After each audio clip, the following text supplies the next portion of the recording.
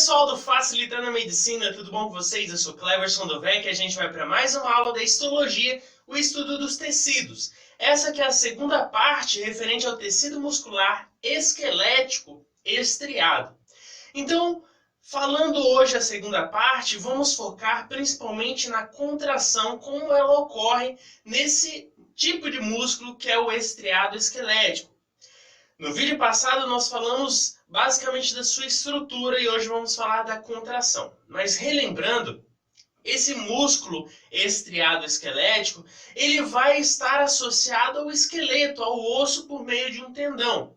Lembrando que nas suas unidades, esse músculo vai estar formado por fibras musculares. E essas fibras musculares por si estarão formadas pelo sarcômero, que seria a unidade funcional, é ali que vai ocorrer a contração muscular, e vamos entender isso hoje. Porém, devemos lembrar que esse tipo de tecido muscular, ele é voluntário, ou seja, esse tecido muscular estriado esquelético, eu contraio conforme a minha vontade, ele é voluntário. E se ele é voluntário, quem vai estar inervando ele vai ser o sistema nervoso somático. Então vamos falar da contração, como ela ocorre. Primeiro, existe um estímulo que vai ser levado do sistema nervoso central por um neurônio. Esse neurônio que vai chegar até a fibra muscular e aí vai levar esse sinal que vai mandar o que? A contração. Porém, não é tão simples assim. Como você vê na imagem, existe realmente um neurônio. Este neurônio, essa fibra nervosa, ela vai liberar algumas substâncias, uns neurotransmissores. E o principal neurotransmissor liberado pelas vesículas desse neurônio terminal vai ser a acetilcolina. Essa acetilcolina que você vê na imagem, ela é liberada nessa fenda sináptica, esse espaço, e posteriormente ele chega aos receptores nicotínicos, que também é um tipo de receptor colinérgico. Essa acetilcolina chega aos receptores ali, pós-receptor, ele vai chegar na fibra muscular e vai se ligar a esse receptor.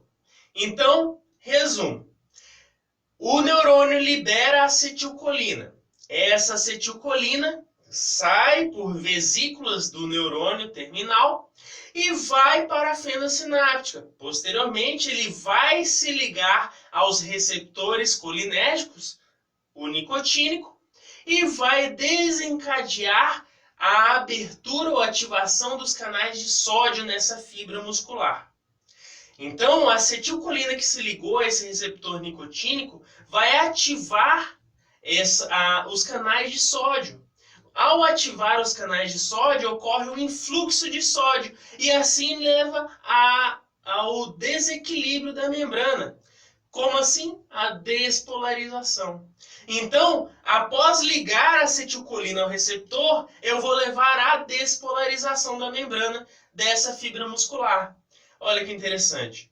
Então, o neurotransmissor vai ser principal nesse processo de levar a despolarização da membrana. E vamos entender a importância dele mais à frente também, relacionado a algumas doenças. Porém, o que eu quero que você saiba agora. Sai essa acetilcolina, vai ligar ao receptor, despolarizou a membrana. E é após essa despolarização, essa despolarização vai se perpetuar pela fibra. Só que eu preciso que essa despolarização chegue aonde? Na unidade funcional dessa fibra muscular, que é o sarcolema. É lá que está a quitina miosina. Lembra do vídeo passado? Então, agora eu quero que você foque nessa outra imagem. Olha só, você consegue ver os túbulos T nessa imagem? Os túbulos T, elas são como invaginações na membrana. E agora eu vou te explicar a função primordial desse túbulo T. Qual vai ser a função? Falamos que ocorreu a despolarização na membrana. Porém, eu preciso que essa despolarização chegue no sarcolema, que está lá interior nessa fibra.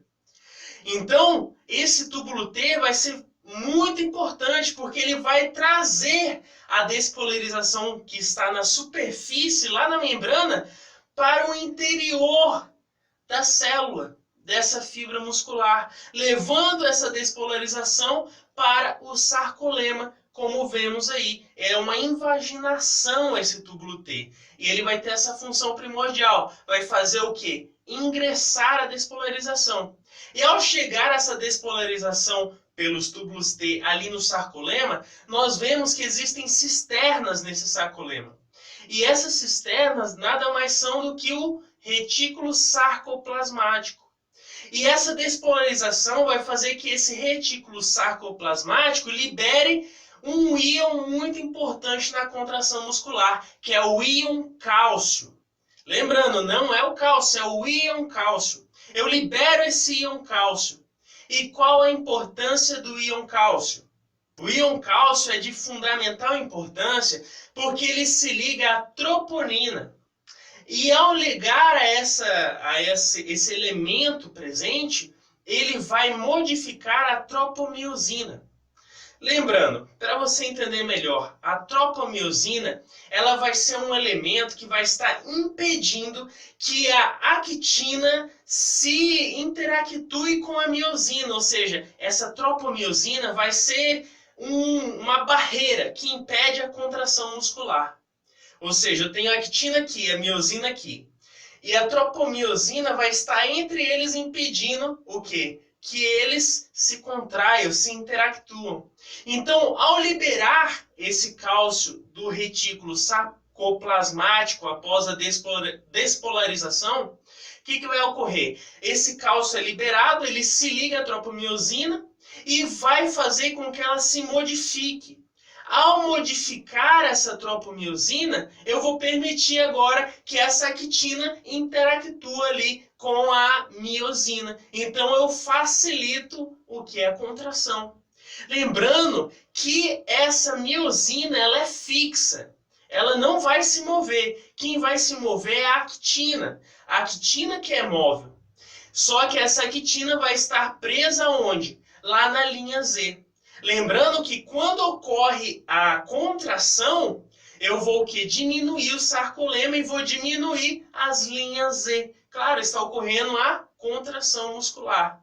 Então o cálcio é primordial, porque ele possibilita a interação da actina com a miosina, fazendo a contração muscular. Lembrando que para ocorrer essa interação, essa contração, esse movimento da actina sobre a miosina, eu necessito ATP. O ATP é a moeda energética primordial para a contração. E não só para a contração, o contrário também é verdade. Se eu quero que a actina saia de cima da miosina, eu preciso ATP também. Então eu preciso que o ATP esteja presente tanto para a contração como também para o relaxamento, para que a actina e a miosina volte ao que estava antes de ocorrer essa contração. Por isso que uma pessoa que faleceu, ela fica rígida, porque não tem mais ATP para voltar o quê? Ao relaxamento, ao que era antes. Então eu preciso de ATP tanto para a contração como para o relaxamento. Tanto para que a actina sobreponha a miosina como para que ela volte aonde ela estava antes. Agora, eu preciso saber como é a terminação dessa contração. Eu não posso ficar contraído ali totalmente. Então eu preciso de ATP para voltar ao normal. E o outro processo é que o cálcio também volta para o retículo sarcoplasmático. Como que ele volta? Por um cálcio ATPase, uma bomba que vai mandar o cálcio de volta para onde ele saiu, que é o retículo sarcoplasmático. E lá na fenda sináptica, lembra que a gente viu o neurônio liberando acetilcolina? Como que eu vou fazer o processo ao normal, voltar ao normal? Lá na fenda sináptica, lembrando que a acetilcolina está ligada aos receptores nicotínicos. Então eu preciso tirar esses receptores para parar a despolarização dessa membrana. Então, quem vai realizar a retirada dessa acetilcolina das fendas sinápticas e retirando eles dos receptores nicotínicos vai ser a acetilcolinesterase. Ela que vai captar essa acetilcolina e vai reciclar ela para um próximo possível uso desse neurotransmissor. Então é primordial essa acetilcolinesterase para que cesse a despolarização da membrana que ocorreu com esse neurotransmissor acetilcolina. Então, em resumo, é isso. É assim que ocorre a contração muscular. Agora, existem enfermidades que podem atrapalhar nesse processo de contração. Por exemplo, a Clostridium botulino. Essa Clostridium botulino que libera a toxina botulínica. Essa toxina botulínica que ataca diretamente na liberação da acetilcolina. E se eu não tenho a liberação desse neurotransmissor, eu não vou ter a despolarização da membrana e todo esse processo que falamos, até levar à contração com a interação da actina e miosina. Então, a toxina botulínica, que é liberada por essa bactéria Clostridium botulino, ela vai impedir a liberação dessa acetilcolina, esse neurotransmissor fundamental para a contração muscular. Além disso, podemos destacar ainda a miastênia gravis. Essa enfermidade autoimune onde os anticorpos vão atacar principalmente os receptores de acetilcolina. Então, pessoal, se o anticorpo está destruindo os receptores nicotínicos que vão receber essa acetilcolina, o que vai acontecer? Eu não vou despolarizar a membrana e, por seguinte, eu não vou conseguir o quê? Promover a contração por meio dos sarcômeros. Então, em ambas as situações, tanto pelo problema da Clostridium botulinum, com a toxina botulínica, como também pela miastênia gravis, eu vou ter dificuldades de contração. Eu não vou conseguir contrair o músculo. Então, ele vai ficar em estado de flacidez muscular. Agora, outro ponto que devemos destacar, que não falamos ainda, referente a esse tecido muscular estriado-esquelético, é que existem dois tipos de fibras referentes a esse tecido, que são as fibras vermelhas e as fibras brancas. Sendo que as fibras vermelhas, as suas características, é que ela é muito rica em mitocôndrias. E vão ser aeróbias.